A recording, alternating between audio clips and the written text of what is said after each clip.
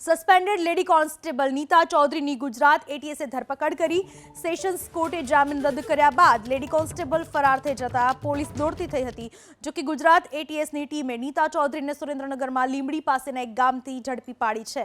નીતા ચૌધરી આરોપી બુટલેગરના સગાને ત્યાં રોકાઈ હતી। હાલ તો નીતા ચૌધરીની ધરપકડ કરી એટીએસ કચેરીમાં લાવવામાં આવી છે।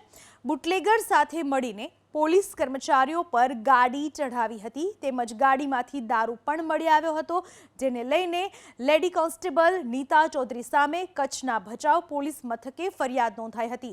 સેશન્સ કોર્ટના હુકમ બાદ કચ્છ પોલીસની ટીમ નીતા ચૌધરીની અટકાયત કરવા તેના ઘર પર પહોંચી હતી, પરંતુ ઘર પર તાળું જોઈ પોલીસને ખાલી હાથે પરત ફરવું પડ્યું હતું। ત્યારબાદ પોલીસે સસ્પેન્ડેડ લેડી કોન્સ્ટેબલનું લોકેશન મેળવવા દોડધામ કરી હતી।